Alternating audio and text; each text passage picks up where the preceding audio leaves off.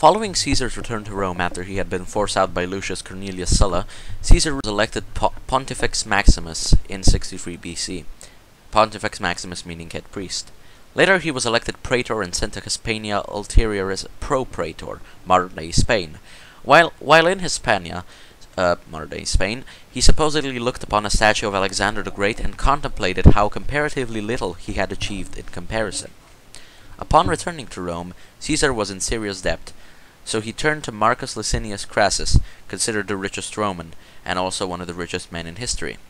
It was Crassus who suppressed Spartacus' rebellion some years before. In 60 BC, following a successful campaign, his troops declared him imperator, which was a high honor for a conquering general. Caesar's motivation was avoiding prosecution back in Rome for some irregularities during his campaign, so he attempted to maintain positions of immunity. Since his term as proconsul was ending, he left for Rome and campaigned for consul, an election he won in 59 BC. After Caesar had become consul, Pompey the Great, the greatest Roman imperator of all time, and Crassus formed the first triumvirate or rule of three men. Though an unofficial alliance, it was obvious from the perspective of the average Roman. Cato the Younger criticized this alliance as illegal and not according to Roman tradition, and he was right in doing so.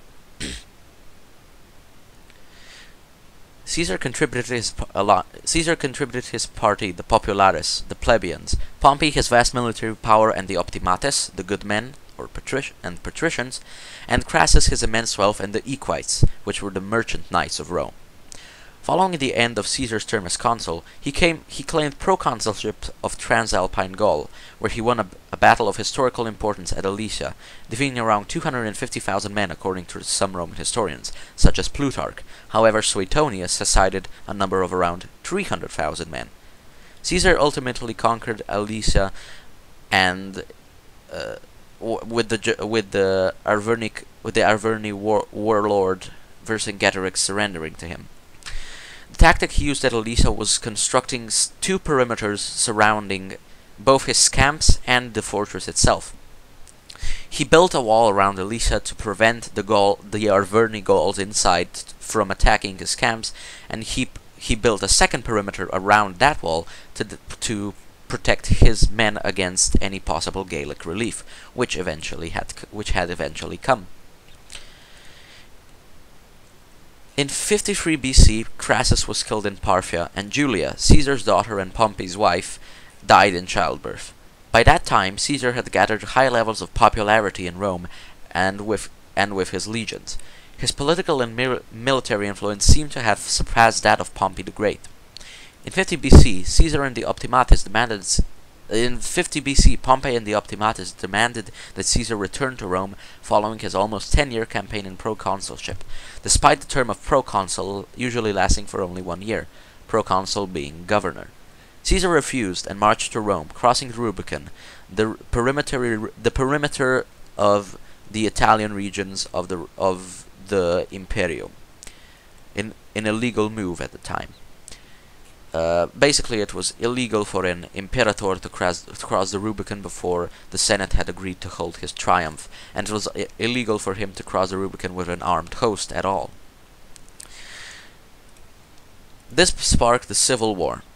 Pompey and the Optimates on one side, and Caesar and Lepidus and the Populares on the other.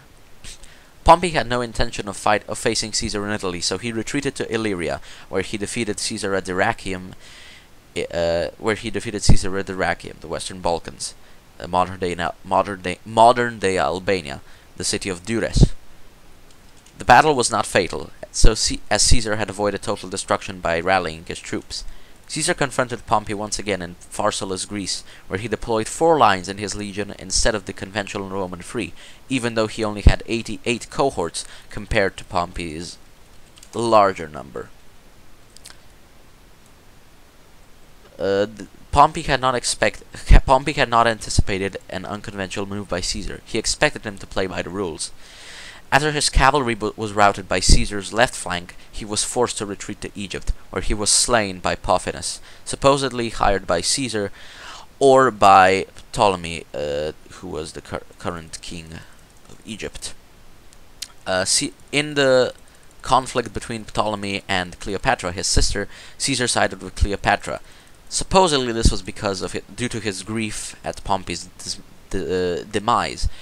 Caesar supposedly cried as he was present at Pompey's head, although this is highly unlikely, according to trustworthy historians such as Plutarch.